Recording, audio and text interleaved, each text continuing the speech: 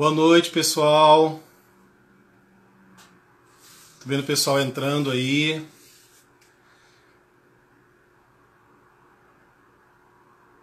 Boa noite, boa noite. Vai ser a segunda live que eu estou fazendo e falando a respeito de processos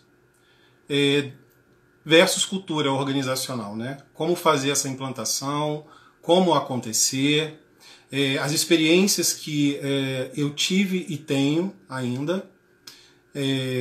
Dudu, um grande amigo meu, estudou comigo no Rio de Janeiro. Estudamos na Faculdade de São Camilo e também nos conhecemos na Casa de Saúde de São José. Vou chamar ele aqui para a gente já começar a nossa live.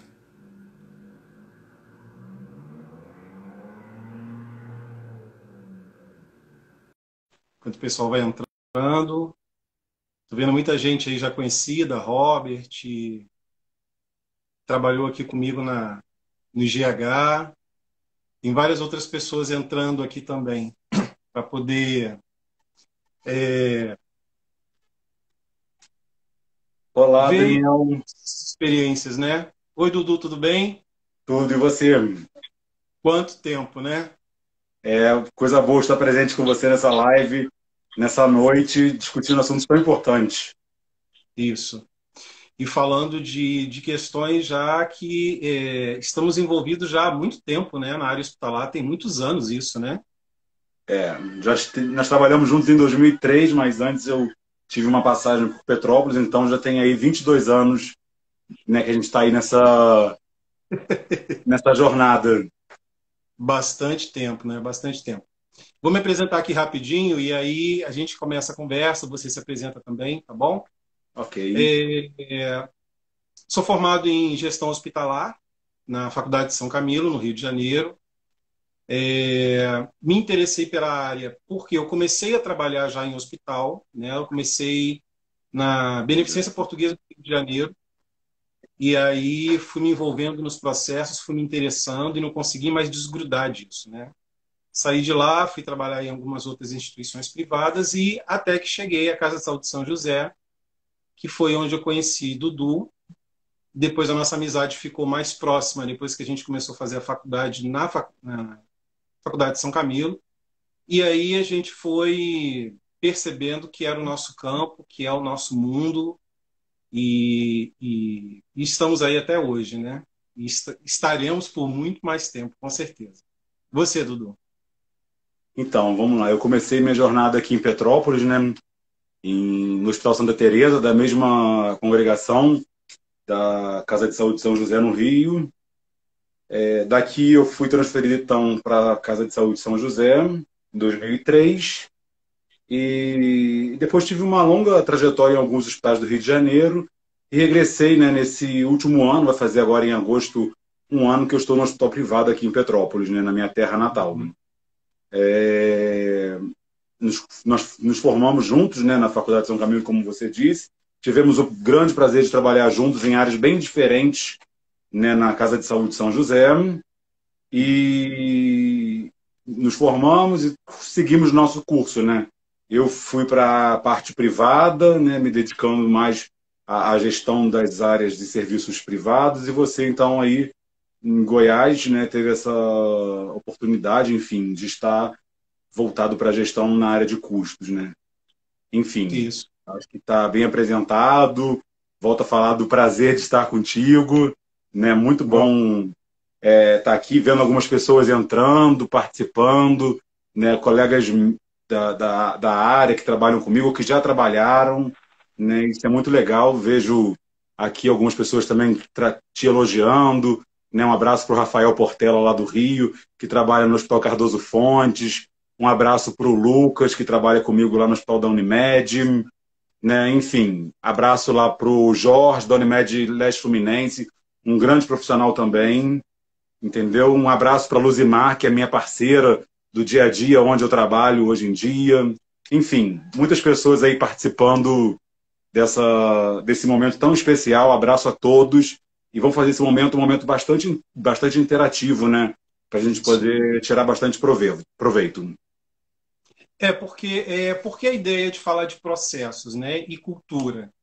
Porque independente da área em que a gente atue, né, a pessoa sendo ou da área financeira, ou ela sendo da área da informática, ou simplesmente da gestão, uma coisa muito impactante que a gente esbarra é a questão cultural. Né? E Uhum. cultura, a gente está falando não só dos costumes, né, dos hábitos, das crenças das pessoas. A gente está falando também da questão da cultura, do bojo intelectual da coisa, né? De uma Sim. instituição que ela está inserida num local onde ela traz uma história, onde ela tem já uma Uhum. história, e a gente, enquanto colaborador que está ingressando nela, tem que adaptar a sua cultura, porque nós somos uma própria cultura, nós trazemos muita coisa com a gente, né? Sim. E aí você entra numa instituição onde você precisa trabalhar para você ter o seu dinheiro, o seu sustento, o seu desenvolvimento, e você precisa se adaptar a esse meio sem você perder os seus valores, Sim. né? E a gente Esse é o observa muito grande essa questão. desafio, né? Esse é um grande desafio dos dias atuais, né? Adequar, né, nossa cultura, nossos valores à cultura da organização. Isso. E aí a gente tem aquela questão onde você tem uma organização inserida num local e a organização ela cria uma cultura própria. Isso que eu acho muito interessante até. Depois, no finalzinho, eu indico um livro muito legal que fala sobre isso, que ele fala como é que essas instituições elas funcionam e elas continuam funcionando com esse mix cultural, né, sem perder o fio da meada da empresa. E aí eu começo já perguntando para você, depois a gente continua falando mais sobre isso, assim, é, você, nessa sua trajetória, né, de Petrópolis, e isso a gente está falando tudo dentro do próprio estado, né, Rio de Janeiro. Sim. Petrópolis, Saúde de São José, o Hospital do Amparo e vários outros locais que você passou, culturas diferentes dentro de um mesmo estado, né? Fala um pouco sobre isso. É, assim, é um grande desafio, né? Como você falou logo no início da sua colocação, sobre a questão da cultura, né, intrínseca de cada organização e nós temos que nos adequar a esse momento, né, ou então a essa cultura dessa empresa. Né? E aí você trabalha em empresas que têm diversos tipos de cultura. E a gente, como profissional hoje, talvez, vamos dizer, do século XXI, temos que nos adequar a essas culturas. Né? Tempos diferentes, movimentos diferentes, é, centralidade de poder diferente. Né? Isso é uma coisa assim que pesa muito até para a agilidade do processo, né? Isso é uma grande barreira, né? A centralização do poder. E Uhum. aí você vai trabalhando isso nas organizações e vai vendo como em algumas organizações a descentralização ela é um grande aliado à execução dos processos, né? Enquanto ela está enraizada numa pessoa só, como isso dificulta. Né? Então a gente teve assim uma grande avanço, eu acho, né, nos últimos anos com relação ao tripé, como a gente já conversou isso anteriormente, falando sobre qualidade, né, enfim, sobre custos, sobre gestão de pessoas, né, aliado tudo a isso para a execução das tarefas e a execução dos processos como um todo. Mas é muito difícil, né, você trabalhar, às vezes, naqueles lugares onde as barreiras para a execução do processo são grandes, né? Barreiras enormes. Uhum. Então, talvez não sei como você vivencia isso no setor público, mas no privado existe muito isso, né? Aquela figura às vezes do dono, a figura do diretor-presidente, a figura do superintendente, né? A figura daquele gestor maior e que tudo tem que estar girando em torno dele. E isso às vezes dificulta na execução das tarefas. Né? Na maioria das vezes não, posso ser ousado e dizer que até acho que dificulta muito em 100%, né, a execução das tarefas. Eu não sei como essa é a sua experiência no setor privado, pro público, perdão. Uhum. Né? É, é para a gente enquanto gestor, né, eu acho que não só como gestor, porque até colaboradores que são liderados, eles são gestores da própria atuação deles, né? Então vamos colocar assim, são gestores como um todo, né, todos os colaboradores. tem uma dificuldade muito grande nessa questão de quando a cultura também não está muito explícita dentro da organização. Você tem uma organização onde a cultura ela não é clara. Sim, Ela não tem certas regras, aí você parece que se perde dentro dela. É, aqui no setor público, eu sou de uma empresa privada, né, do IGH, que a sede dela é na Bahia, e aí ela atua em 3 hospitais aqui em Goiânia, Goiás, e a gente esbarra numa questão cultural onde a gente tem os gestores, que são de lá, da Bahia, eu vim do Rio de Janeiro, então você tem diretores da Bahia, você tem gerentes que são de lá, que vêm para cá, vieram para cá fazer a gestão desses 3 hospitais, onde você tem um público muito grande, basicamente goiano. E você precisa fazer a coisa andar entendendo as particularidades da localidade. Então, independente da gente estar fazendo uma gestão de um hospital público, nós somos empresa privada dentro de um hospital público. Então, tem esse choque também.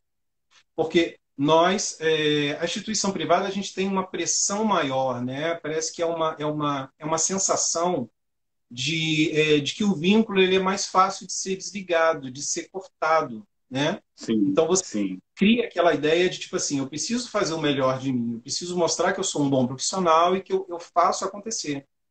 É hum, diferente do privado, onde você tem privado não, do público que tem toda uma burocracia, né? Tem toda uma morosidade.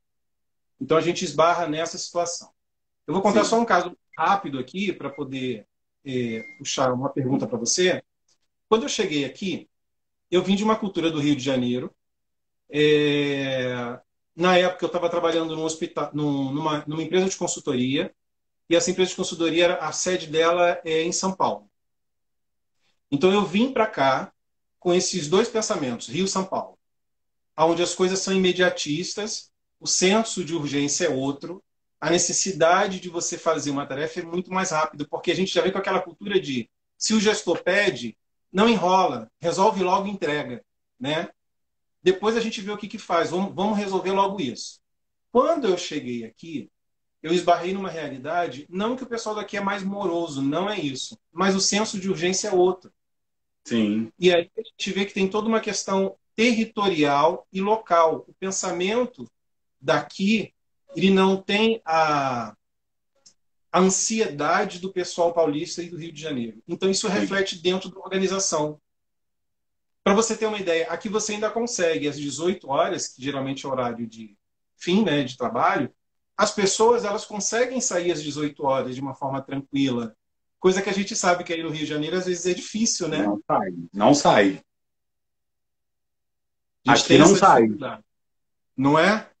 E tem um Verdade. pensamento, inclusive, de se você sair às 18 horas, você chega ao ponto de ser visto como um funcionário que não é dedicado, não é isso? Sim, sim, com certeza. Bastante cultural essa parte, né?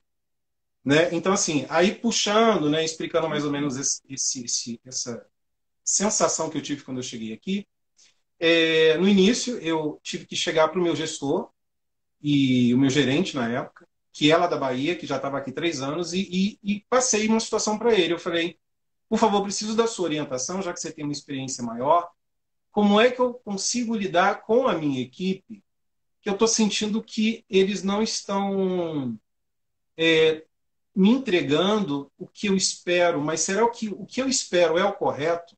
E aí a gente conversando, ele falou, Daniel, você não está errado nas suas cobranças, mas uma coisa principalmente que você precisa fazer, se aproxime deles, almoce com eles, marque para você poder ter, depois de um trabalho, um happy hour, alguma coisa assim. Coisa que no Rio, a gente não tinha isso. Acabou o trabalho, todo mundo quer ir para sua casa. Você tem que correr porque o trânsito é violência, você quer ficar com a sua família. Aí fui criando aos poucos esse vínculo. Quer dizer, eu tive que me abrir mais, me tornar mais sociável. Não que Sim. Não, não que não eu que você era antipático, né? Mas sim, você teve que se abrir a essa nova realidade. eu tive que fazer isso para que eu pudesse ser até visto pelos meus outros colegas de trabalho como uma pessoa próxima. E eu era próximo, só que a minha noção de próximo ela estava dentro de uma caixinha de uma realidade Rio de Janeiro, São Paulo. Uhum. Então, a minha pergunta em relação à questão até de processos para você, puxando essa coisa do cultural, Vamos lá.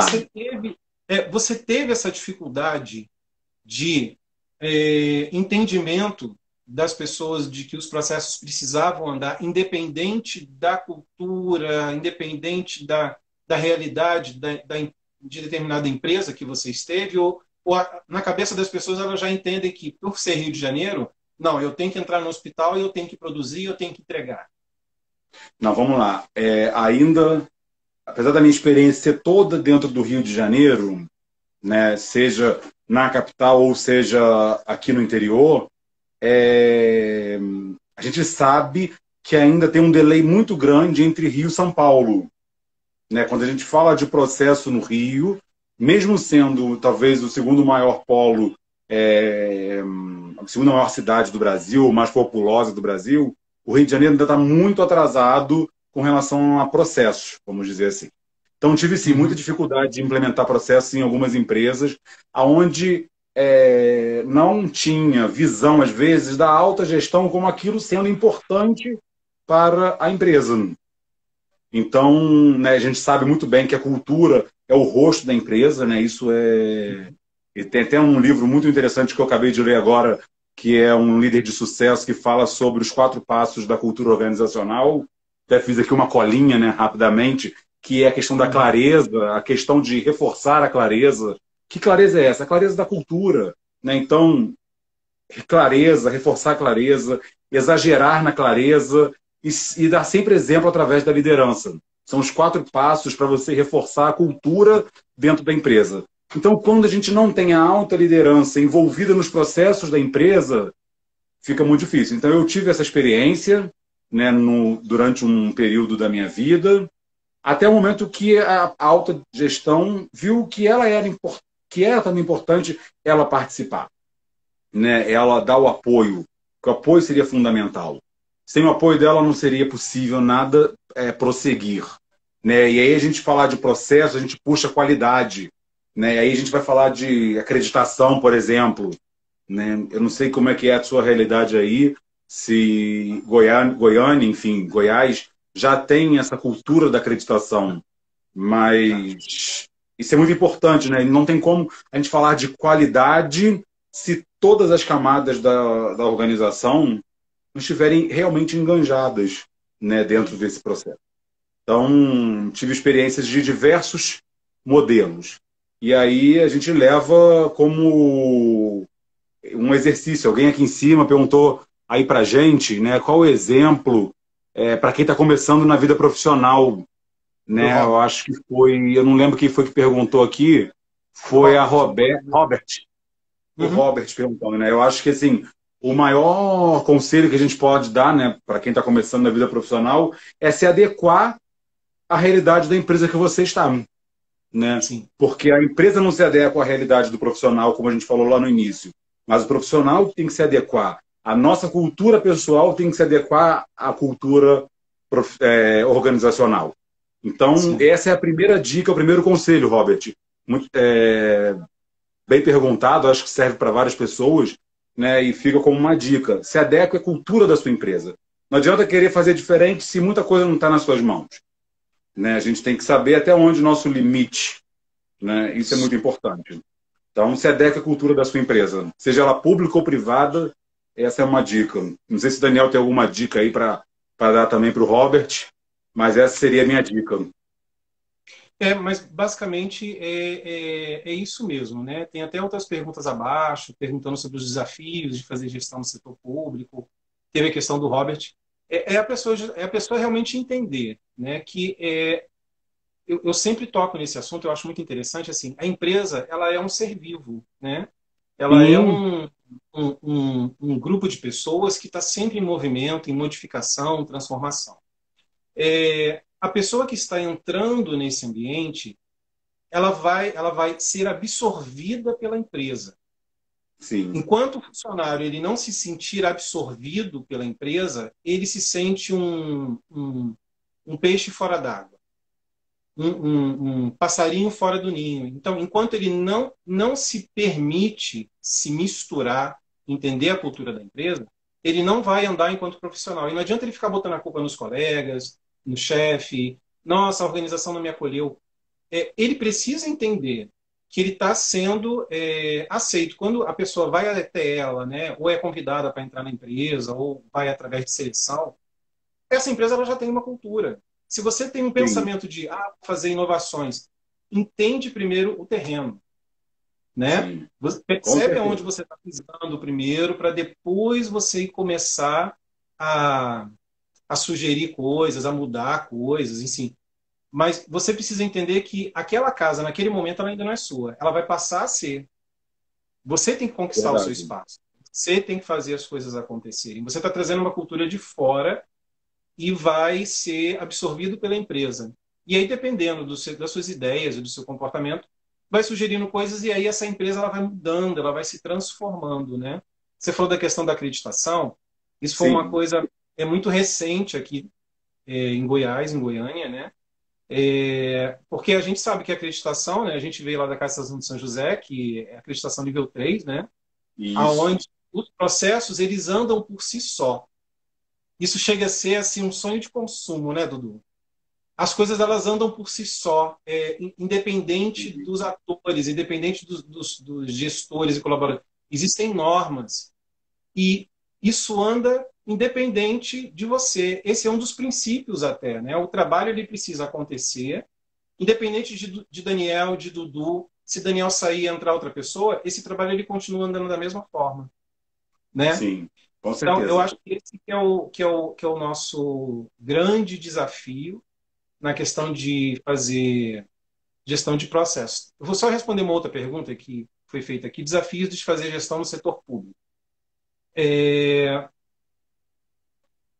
eu vejo é difícil você responder de uma forma muito sucinta. Eu acho que ele é muito complexa essa pergunta, porque envolve questões históricas, questões culturais, mas eu acho que o mais importante disso tudo é as pessoas entenderem, e isso não é utopia. Elas precisam entender que elas precisam trabalhar em conjunto. Eu não posso já me intitular como eu sou um servidor, eu não me misturo. Eu sou um seletista, eu não me misturo. As pessoas têm que ver. Tem uma pessoa que nós estudamos, foi nosso professor, e isso eu não esqueço nunca, o Carlos Paiva. Ele sempre falou isso. Uhum. Daniel, a gente precisa discutir problemas e não posições. Existe um Grande problema. Carlos Esse Henrique problema, Paiva. isso. A gente precisa resolver problemas. A gente não está aqui para discutir posição, né? Então, às vezes as pessoas ficam muito presas às posições. Ah, fulano está não sei aonde. Ah, fulano está no poder. Ah, fulano está não sei o quê. Ah, isso não anda porque... Qual é o problema? O que precisa ser feito, gente? Para de ficar rodeando, né, Dudu? A gente vê tanto isso acontecer no público e no privado, e isso chega até a dar uma, como fala o pessoal aqui, chega a dar preguiça. Sim, sim, com certeza. É, aqui eu costumo muito dizer, né, desde que eu comecei a trabalhar um pouco com gestão da qualidade também, né, a questão do foco sempre no processo, nunca na pessoa, né? A gente ainda comete muito esse erro, às vezes, de achar o culpado, né? Quem foi o culpado pelo problema tal, né? Caça às bruxas, Não né? importa, não importa quem foi o culpado. Vamos focar no processo, né? O que o processo está errado, né? Quando a gente fala em gestão por processo, a gente tenta achar ali o problema naquela sequência de procedimentos que forma o grande processo, né? E aí a gente tem que, às vezes, fragmentar todo esse processo para identificar o problema e não identificar a pessoa que errou, né? Quando a gente, né, falar em gestão por processo, a gente não tem que esquecer o foco da pessoa, né? E colocar como foco o processo. Isso é muito assim importante e ter esse entendimento em gestão por processo, né? A gente não ter o foco nas pessoas e sim no processo, Ficou entendeu? muito frio. Isso eu percebo realmente que perde-se muito tempo, né? Cria-se uma certa ojeriza. Só em falar em processo, as pessoas já ficam já com, ai, lá Sim, vem Ai, não, Burocracia, né?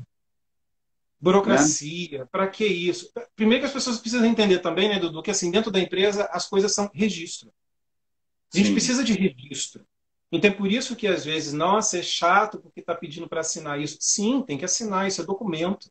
A empresa gera documento. Ela gera evidências, a gente precisa de evidências, até para a gente poder se avaliar, para saber se a gente está seguindo o caminho certo, se as coisas estão corretas, a gente tem instrumento para poder voltar. A gente tem tanta ferramenta aí, né, para ver isso, né? Kanban, tem é, 5S, tem o tem 5 muitas, muitas. tantas questões para poder você avaliar isso, e depois, quando você vê, você já trouxe isso para a própria vida. Né? Eu vou dizer para você, eu tinha uma mentalidade, quando tinha 18, 19, quando eu entrei, acho que na São José, eu tinha 21, não sei. Eu tinha uma outra mentalidade na questão de trabalho. A São Não fala a José, idade, senão daqui a pouco você vai ela condenar a nossa idade. Né? sou uma eterna criança, sou uma eterna criança.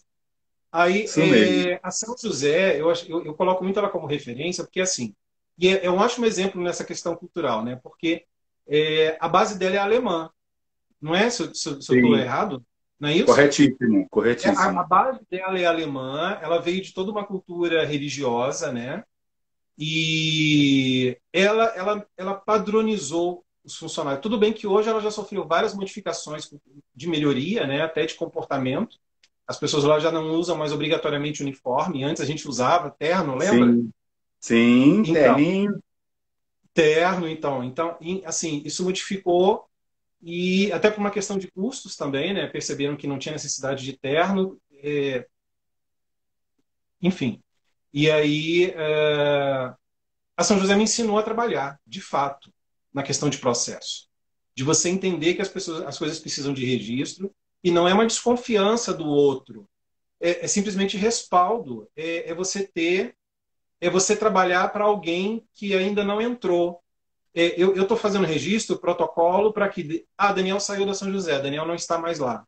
Tá, e quem ficar vai conseguir fazer o rastrear se aquilo foi entregue, se aquilo foi protocolado, se a mercadoria foi entregue com nota fiscal, se não foi entregue com nota fiscal. Então, isso é muito interessante, sabe? E aí é muito legal porque é um hospital inserido no Rio de Janeiro. Ele tem uma cultura alemã, onde as pessoas elas se relacionam de uma forma bem sociável e profissional lá dentro, e as coisas acontecem, né? Você parece que se torna uma outra pessoa lá dentro, né? O hospital ele consegue te dar uma importância porque você se sente importante dentro dele. Sim, Isso que eu acho legal, quando o processo ele está tão alinhado, o funcionário ele chega. Lembra que tinha vários casos de funcionário que eles iam com um crachá para casa? sim. Isso Eles era se muito comum, sentiam porque se vestir fazia parte. era uma coisa muito legal isso, sabe? E a gente está conseguindo construir isso nas instituições que a gente está hoje. Eu não sei você, mas aqui, por exemplo, o IGH ele tem crescido bastante, assim. Então, você tem tido já, sabe aquela sensação de orgulho de dizer assim, eu sou de uma instituição que faz isso. Eu sou de uma instituição que está conseguindo desenvolver isso. Eu acho que isso é muito legal. Quando a instituição ela consegue fazer isso com a gente, ela está no caminho já muito certo. Sim. Eu queria pegar um gancho do que você falou da Casa de Saúde São José, que a gente teve, né, a oportunidade, passei por lá durante acho que 5 anos, você ficou bem mais do que eu lá, Eu saí e depois eu retornei, né? depois você retornou, é isso. A parte engraçada, né, a parte legal dessa história, que a gente usava uniforme, saía com crachá de lá, como, né, você bem disse, às vezes a gente estava na rua e identificava o que estava com crachá, né, a gente vestia a identidade da empresa.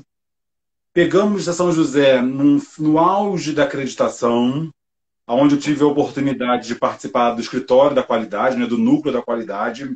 É Na época, verdade. Ah, eu fui convidado para fazer parte do núcleo da qualidade. Isso foi uma experiência assim, enorme, né, para a minha carreira profissional. Até porque eu pude me sentir fazendo parte daquele processo, daquele momento da empresa.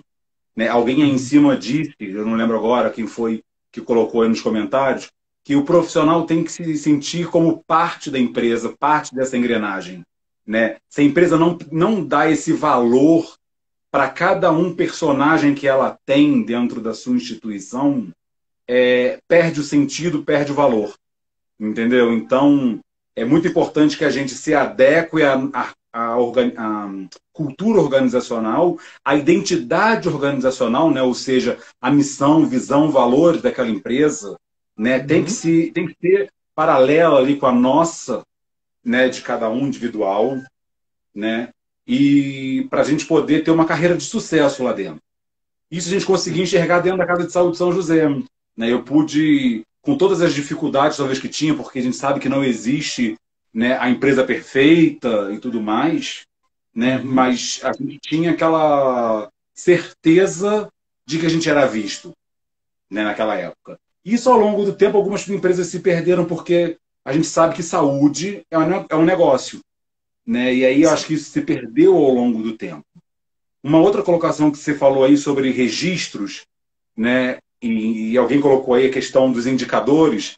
Nesse momento, eu gostaria até de ressaltar aí a participação da Rosângela Elias, que estudou com a gente, se formou com a gente, né? Grande Rosângela, que é uma profissional maravilhosa, que eu tenho muito carinho.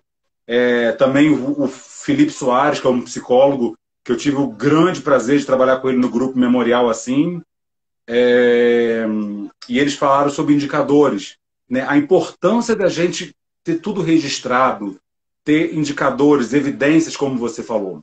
Em 2004, mais ou menos, ou 2005, eu tive a oportunidade de implementar todos os processos de gerenciamento de leitos. Eu não sei se você lembra dessa época minha na São José.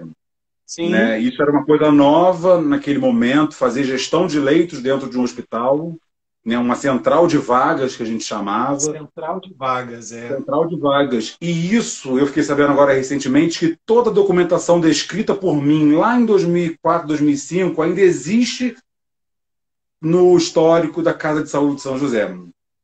Entendeu? Legal. Então, assim, isso é muito legal, isso é muito gratificante. Saber que a gente fez um trabalho de 15 anos atrás.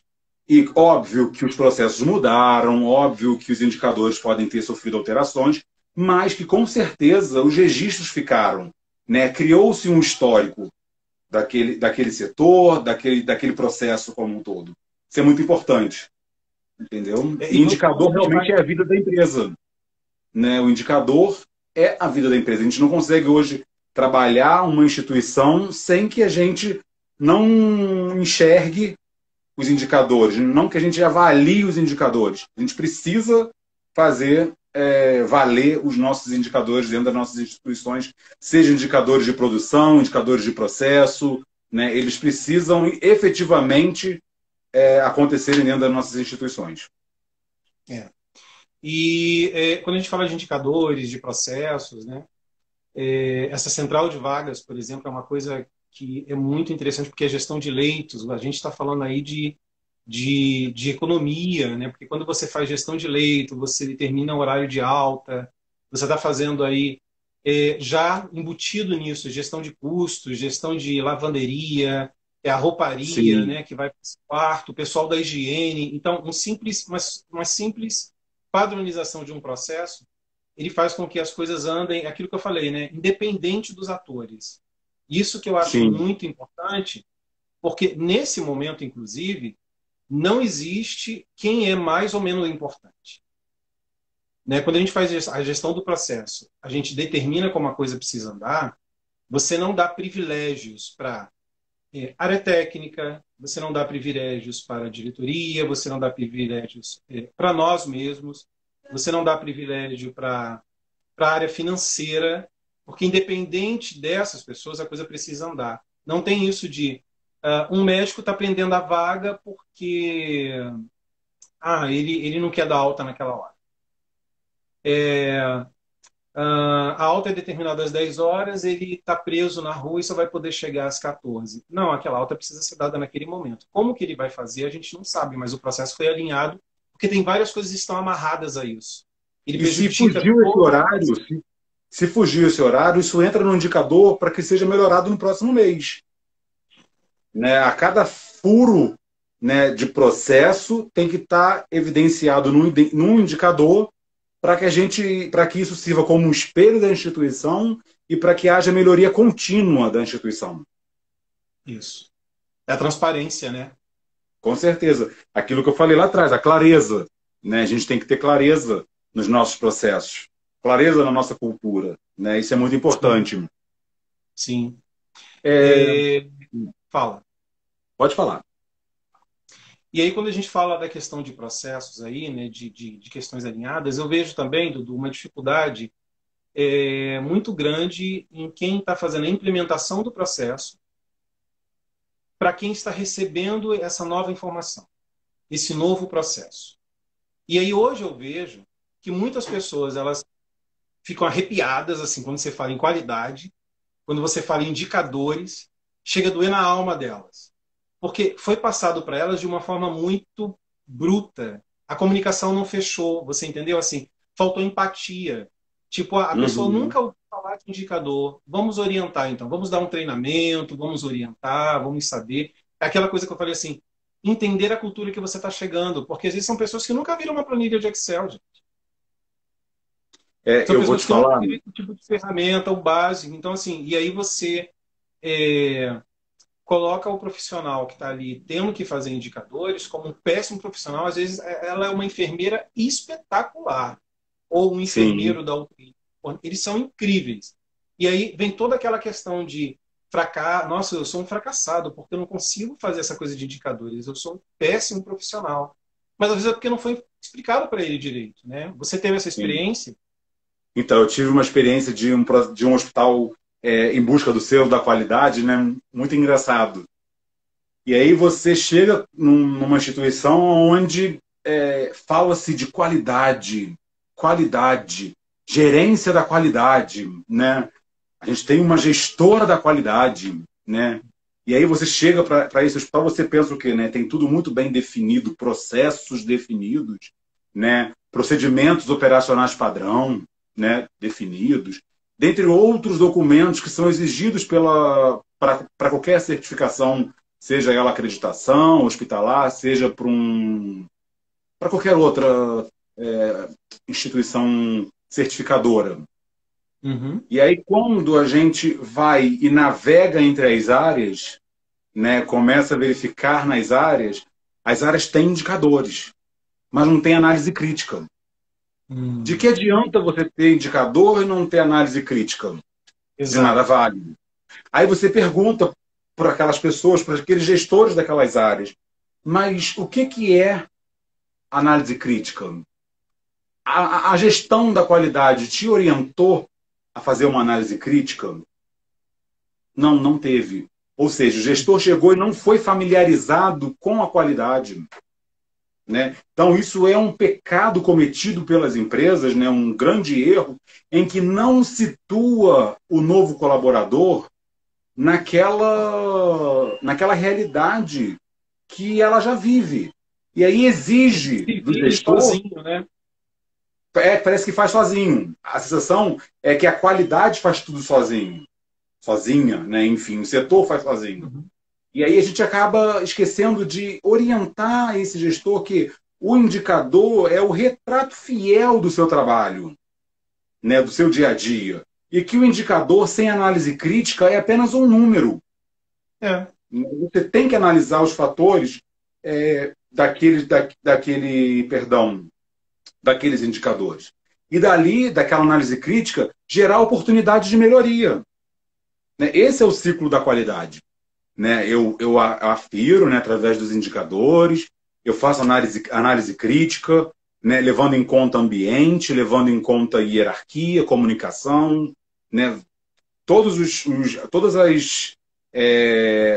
fatores críticos dentro da área, a gente tem que levar em consideração quando faz a análise crítica de um indicador e depois traçar melhoria contínua. Coisa que a gente acaba, muitas instituições pecam, né? A ponto até, às vezes, de colocar em subjúdice, né, o seu selo de certificação. Aí você vê que a qualidade não está por osmose, não tá na veia de todos. Está centrada numa pessoa. Aí a gente volta a falar da gestão centrada em uma pessoa. Isso Uhum. é uma barreira, isso dificulta, isso trava, e isso faz com que as empresas possam até naufragarem, entendeu? É um risco muito grande centralizar processo. A gente já falou isso no passado, e eu gostaria de deixar assim, muito isso frisado. Processo não pode estar linkado a uma única pessoa, né? Uhum. Porque com certeza vai ser uma tragédia quando aquela pessoa faltar, quando a bateria do Sim, celular daquela pessoa descarregar, entendeu? Quando aquela pessoa estiver tomando um banho, uma coisa precisar daquela hora. Então, assim, processo não tem que estar pautado em pessoas. exato. Pessoas são importantes porque executam o processo, né? São 100% importantes. Mas o processo não pode estar... nós não podemos estar reféns de pessoas para executarem os processos, vamos dizer assim, né? Ou pessoas não Sim. podem estar reféns dos processos. Ou processos não podem estar reféns de pessoas. Entendeu? O Uhum. processo tem que fluir de uma forma muito tranquila e muito transparente. Entendeu? Eu não posso achar que o processo está legal se o processo está centrado numa única pessoa. É. Entendeu? Aí a gente fala das barreiras, né? E a centralização é uma barreira muito grande quando a gente fala em execução de processos. E aí, quando você está falando da questão de centralização de processo, esta pessoa, provavelmente que ela tem esse perfil de centralização, ela já veio de outros processos onde centralizar as coisas para ela foi confortável, por algum motivo. Ah, eu vou centralizar esse processo porque aí eu garanto o meu emprego. Eu vou Sim, centralizar essa informação em mim porque aí eu vou me tornar uma pessoa indispensável. Eu vou centralizar isso porque eu gosto que as pessoas sempre me perguntem se vai fazer isso ou não. Então, você vê que está entendi. muito ligado pela questão de vaidade, de egocentrismo. Ele não está pensando como um todo, ele está pensando nele. E isso, Sim, na verdade, é um tiro no pé, né? Porque você prende, você vai dar uma alta num paciente, você precisa ligar para um determinado médico que está não sei aonde, se ele concorda ou não. E se isso esse não médico não existe. existir mais, gente, como é que faz? O paciente vai ficar lá, então, eternamente dentro do hospital? É, Isso a gente deu um não exemplo de existe. médico, né? Mas assim, a gente tem muitos casos da nossa área administrativa também que determinados arquivos muito importantes só estão dentro do computador do gestor. Eu sei que tem questões que são confidenciais, mas existem certas informações que você sabe que não pode ficar linkado a ele e preso a um computador onde só ele vai ter acesso. Tá, o computador dele pifou, nem ele vai trabalhar, Sim, não pode. né? Então, Isso assim, não é concebível. Né? É e aí, inconcebível, né, a gente falar de processos amarrados em pessoas. você falou outra questão aí da qualidade, assim, É, eu percebo isso também. Assim, o mundo da qualidade, dos processos, das ferramentas, eles são e são muito interessantes, né? Eles são ótimos. O problema é que eu acho que você encontra também muita gente assim nesses setores, centralizadores, detetores de poder, de conhecimento, né? Conhecimento é poder. E aí, não vou passar isso para o Dudu, não. Deixa ele se quebrar a cara, aí quando ele precisar de mim, eu vou lá e ensino e volto para o meu lugar. Só que é, a qualidade, ela só vai andar, assim como o setor de custos também, né? Quando você fizer as pessoas entenderem que isso não é um bicho de sete cabeças, gente. Ishikawa não é um bicho de sete cabeças. Só que as pessoas Sim. passam isso como uma ideia assim, nossa, aquela espinha de peixe é difícil demais, pelo amor de Deus, gente, eu não aguento aquele negócio. Quando você vai olhar, é uma coisa tão É simples, uma assim, que análise. é uma análise que você, dentro de um determinado problema, você vai encontrar várias. Mas as pessoas não querem discutir essas coisas, elas querem resolver as coisas rápido e às vezes muito mal resolvidas, né? É o grande problema quando a gente fala em ferramentas de gestão da qualidade, como você citou aí o diagrama de Chikawa, né, ou a espinha de peixe, né, enfim, para causa e efeito, né, Uhum. as pessoas ficam, como você falou, né, de cabelo em pé, enfim, e quando para analisar, é uma coisa assim tão simples, mas às vezes aquela pessoa que fica de cabelo em pé é porque não teve uma intimidade com essa ferramenta. Não foi lhe apresentada. Né? Aquilo foi imposto para ela. Né? E tudo Sim. que é imposto, às vezes, não é feito com uma forma gostosa, vamos dizer assim. Né? Não é feito de forma prazerosa. Aí você enxerga como uma forma dolorosa. Né? Eu Isso, tenho como castigo do meu processo, de uma falha no isso, processo, eu tenho que fazer o diagrama de Chikawa. exatamente. Entendeu? E, na verdade, é um ganho quando você tem um problema no teu processo e você faz, né, analisa o diagrama de Chikawa, ou a espinha de peixe, e você chega na conclusão, faz a análise do diagrama, né, e chega à conclusão que o problema está em ambiente, ou está em que seja em pessoas, né, ou que seja na falta de pessoas. Isso é tão gratificante que aí você identifica o problema daquele processo. A Né? sua E mente não é uma abre, né? penalidade, não é um bicho de sete cabeças, né? Mas é uma questão. Aí a gente volta ao tema lá do início, a questão cultural. Né? Como isso foi apresentado ao colaborador novo que chegou? Foi Uhum, apresentado de forma amigável? O diagrama de Chikawa serve para ser seu aliado. Ele não é uma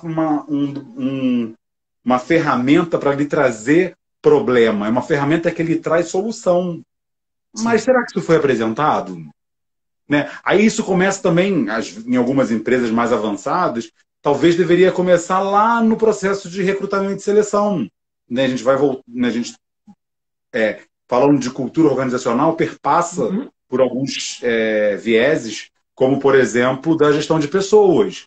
Né? Talvez, será que isso não deveria ser uma condição básica para a admissão desse gestor? Né? Ter conhecimento dessas ferramentas e enxergar essas ferramentas como aliadas e não como uma opressora da sua vida, do seu dia a dia. Né? Então, acho que tem muita coisa que tem que ser levada em consideração quando a gente fala de cultura, quando fala-se de qualidade, né? Enfim, custos, né? Que não é muito a minha área, né? Não tenho aversão nenhuma, se tiver que Uhum. analisar, eu vou analisar, mas não é a área que eu tenho prazer de trabalhar, vamos dizer assim. Acho que a gente se identifica mais com uma coisa do que com outra, acho que isso é muito comum de cada profissional. Sim. Mas tudo isso caminha muito junto e não pode se esquecer dessa caminhada juntas, entendeu? E lembrar que quando você tem processos estabelecidos dentro da instituição, esses processos promovem o engajamento de todos da organização, Sim. entendeu? E além de promover esse engajamento, ele dá para cada um uma liberdade de trabalho e de autonomia. A pessoa não fica refém do processo, muito pelo contrário, ela tem balizadores, entendeu? Se eu tenho processos definidos, eu tenho o meu balizador, e isso te dá autonomia de trabalho, né? Liberdade de trabalho. Eu não fico refém do meu supervisor, né, do meu superior, me orientar, vamos dizer assim. Por quê? Porque eu tenho um processo, é só eu, teoricamente, aprender o processo da empresa. Eu aprendi o processo, eu caminho segundo o processo que a empresa desenhou, entendeu? Então, acho que isso é muito importante, falar sobre processo, mas não esquecer que não deixar de lado que processo não é para nos fazer refém dos papéis e dos processos. O processo serve para nos dar liberdade e autonomia, Ele nos direciona, né? nos direciona. Porque a gente cria umas rotinas e a gente direciona como eu devo fazer isso caso isso aconteça, né? Isso a gente se define e aí em cima disso nesse trilho, né? A gente consegue Sim, caminhar sem problemas. Mas eu observo muito isso às vezes, Eduardo, assim, é, essa ojeriza quando se fala em processos, quando se fala em indicadores ou quando você fala em alinhar determinadas rotinas. Primeiro, porque você tem profissionais, às vezes, realmente no setor de qualidade, ou então de projetos ou processos, né? Não entendedores que, para isso acontecer, ele precisa entender a cultura institucional. Não adianta eu sim. trazer um consultor de São Paulo, que é o top de linha, para poder fazer um projeto de processos de qualidade aqui em Goiás ou no Sul, seja lá onde for, se ele não entende que ele precisa trazer a cultura dele, mas ele precisa adaptá-la a realidade onde ele está indo. Ele está indo lá Sim, para o interior, um hospital que é lá no interior de Goiás, que não tem nem, às vezes, o sistema de software de estoque. Ele precisa implantar processos para solicitação de material. Ele precisa entender a realidade do hospital. sim, senão não adianta Senão, nada. não adianta. Você vai ter uma ferramenta maravilhosa, mas você não vai saber como usar. Eu queria pegar esse teu gancho do que você está falando com a pergunta aqui que o Fábio Marques, né, aqui de Petrópolis, está perguntando, né? Todo processo pode ser útil ou existem processos desnecessários feitos de maneira errada pelas empresas? Normalmente, os processos servem para utilidade, de maneira positiva. Mas existem gestores, vamos dizer assim, né, empresas, que criam processos sem saber para quê, né? Ou então mede sem saber para que mede, quando a gente fala de indicadores. Quando você vê um monte de número, para que você mede isso tudo? Não sei. Então, assim, tem muitos processos que são criados de forma ineficazes pelas empresas. Tem muitos processos que são criados e que não haveria necessidade, que poderia haver junção de processos. Né? A gente pode fundir processos ao invés de criar novos processos, mas Uhum. existem também processos criados de forma, não vou dizer errada, mas talvez de forma desnecessária por algumas empresas. Entendeu? Não sei Não se foi você feita uma conseguiu responder análise aí do o ambiente, né? Não Fábio, foi feita mas uma análise. essa era a ideia. Hum? Oi? Não foi feita uma análise do problema, né? Aí você cria um monte de caminhos, um monte de coisas para fazer, e aí quando você vê, se torna desgastante, é chato, né? Para que eu vou criar um processo onde, quando eu entrar na sala, eu abro a porta. Quando eu sair, agora eu fecho. Aí eu vou dar 3 passos para poder chegar no gestor. Agora eu vou perguntar para ele, bom dia. Não, aí agora eu volto. Existem coisas que são, quando você vê, são vícios desnecessários, é perca de tempo, é Sim. cansativo.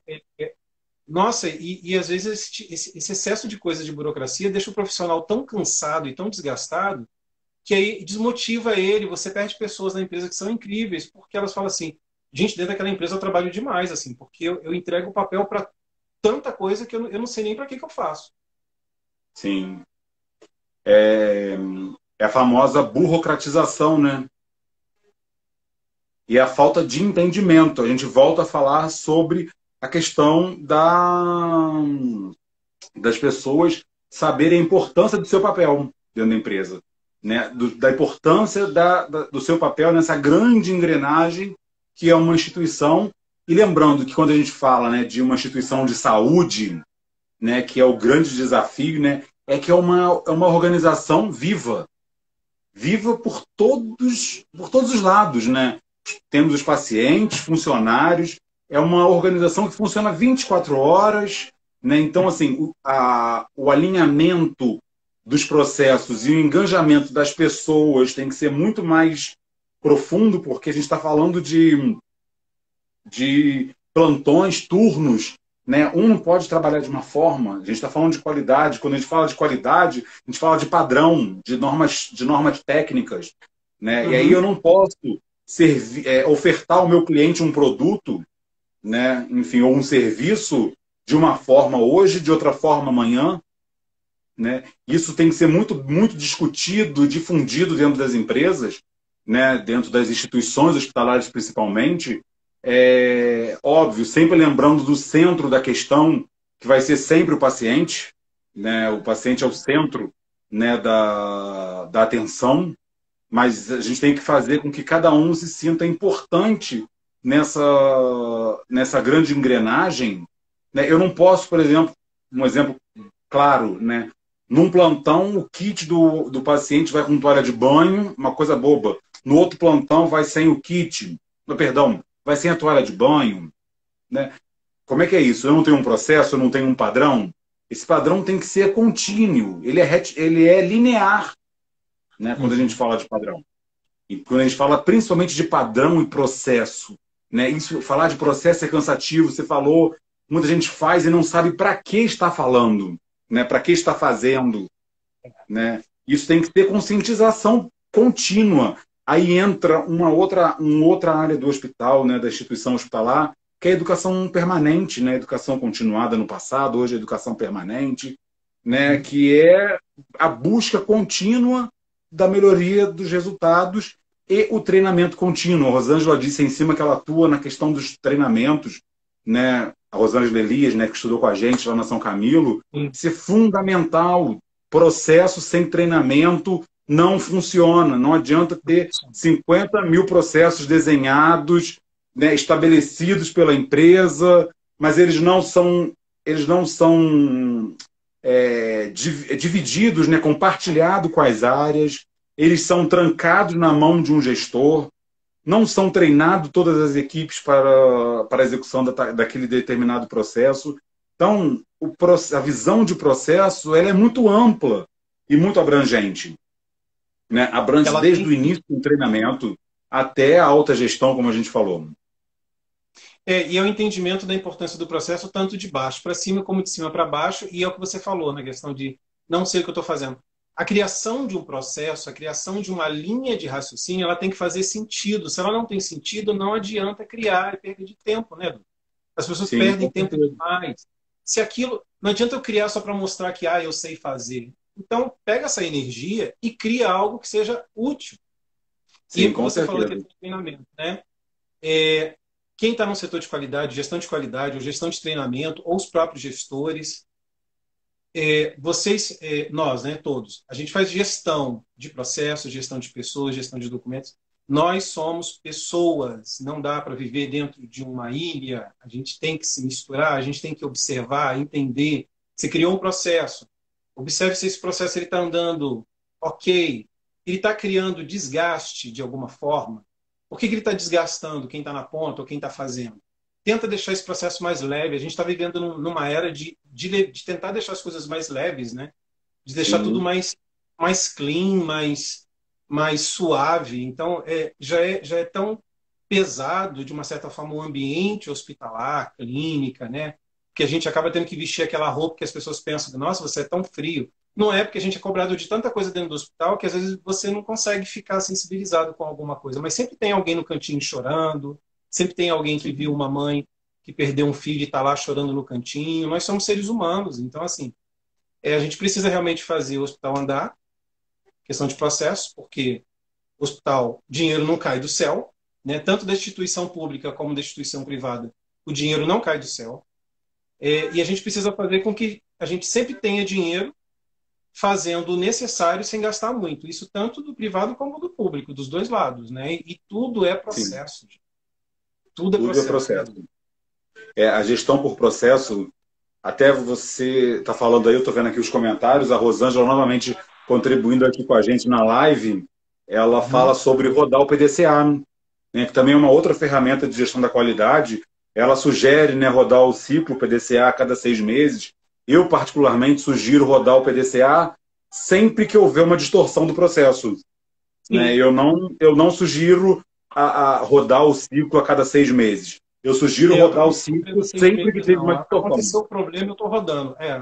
Aconteceu o problema, vamos rodar. Dá trabalho? Dá trabalho. Analisar, propor melhoria, né? Enfim, tudo isso checar, né? Tudo isso dá trabalho. Equipe, né? Fazer brainstorm, Com certeza, isso dá trabalho. Mas eu sugiro que seja sempre feito a cada distorção do processo, a cada falta de nivelamento do processo ou de entendimento da equipe, que a gente possa fazer rodar o ciclo PDCA. Dudu, está quase no finalzinho. Verdade. Eu não vou criar outra pergunta, não. Eu queria só que você comentasse alguma coisa mais a respeito de processos, da experiência que você observa isso, né? E eu acho que seria uma coisa muito interessante da gente comentar, seria esse... Está no finalzinho já, Dudu. Vou deixar você encerrar. De qualquer forma, obrigado a todo mundo aqui. E a gente vai estar fazendo novas lives aí, viu? Vai, Dudu, agora é com você. Então, eu queria primeiramente te agradecer o convite, né? Me senti extremamente honrado, né, de ter recebido o convite de você, que é um profissional, posso dizer, um profissional ímpar, né, naquilo que faz,